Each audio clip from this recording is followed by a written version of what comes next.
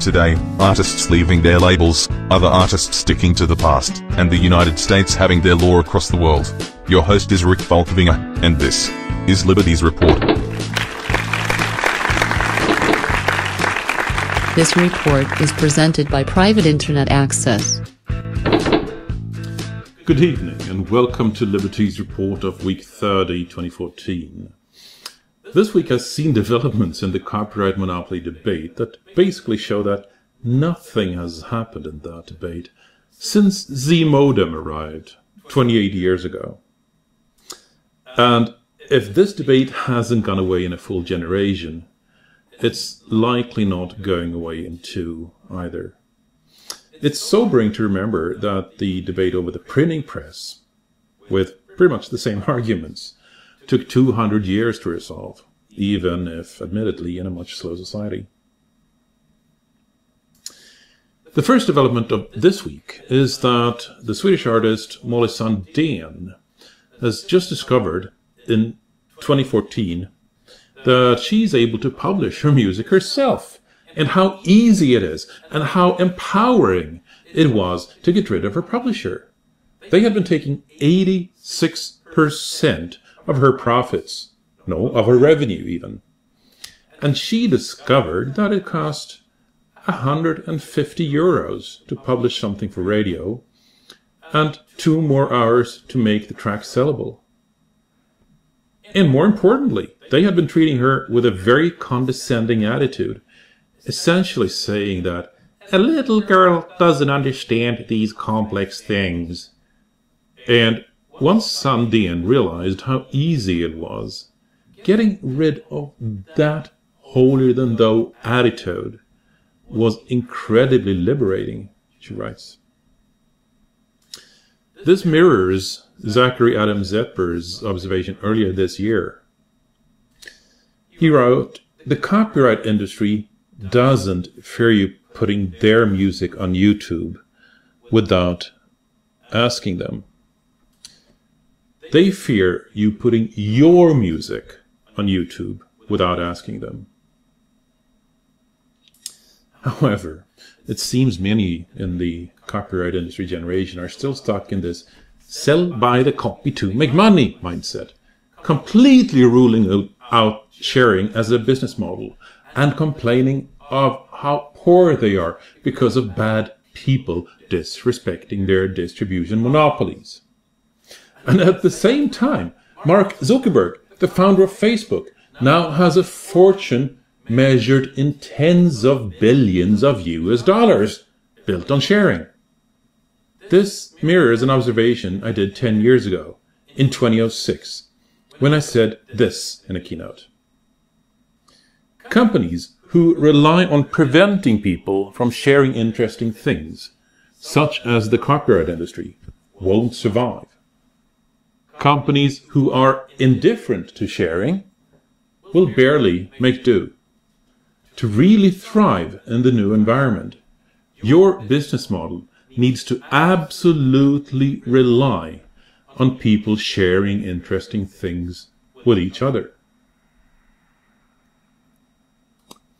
This was controversial 10 years ago, but that was also before Facebook's breakthrough.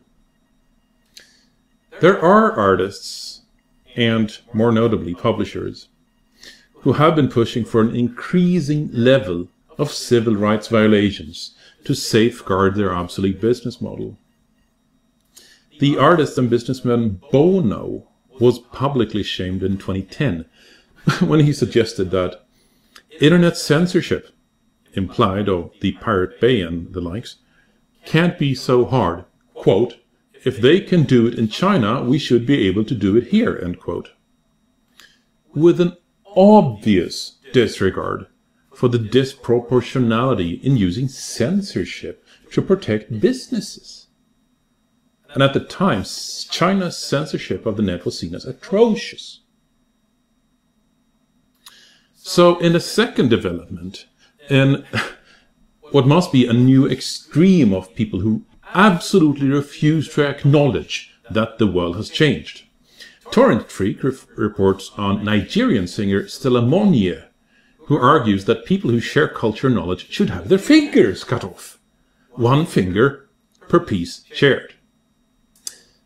That's interesting considering the new reality with the famous $2 billion iPod that says we each share hundreds of things daily, easily tens of thousands in total.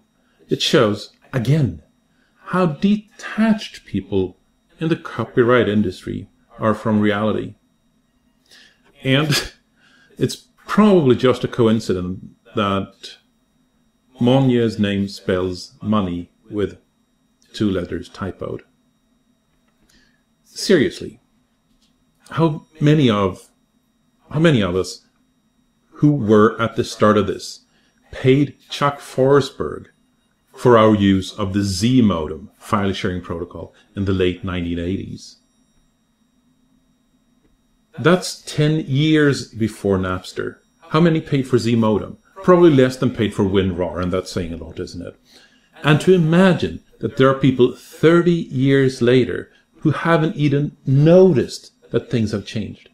30 years later.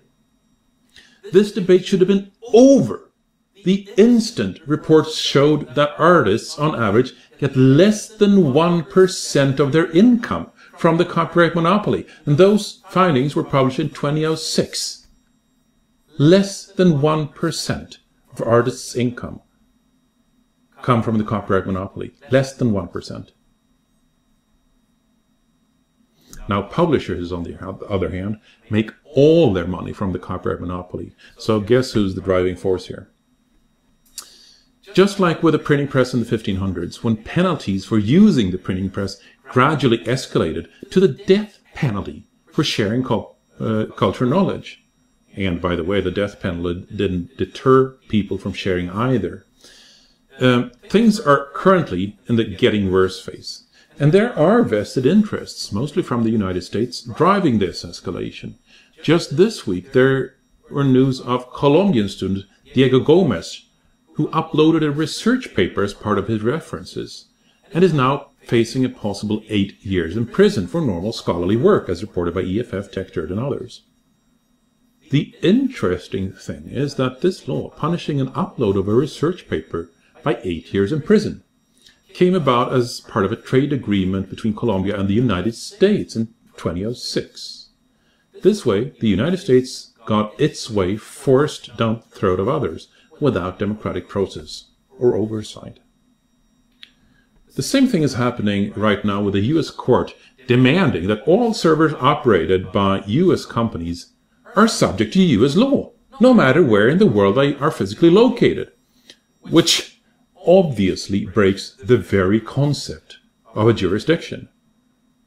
And Microsoft is now in a bind, as it can't legally comply with that U.S. court order, because it would break European data protection laws with its servers located in Ireland. And do note that servers are only subject to U.S. law whenever that benefits the United States. In contrast, when the NSA wants to break into them, those servers are always foreign. And also note that this is why the concept of a secure cloud is a contradiction in terms. If your data is not encrypted before it leaves your computer, it is not your data anymore.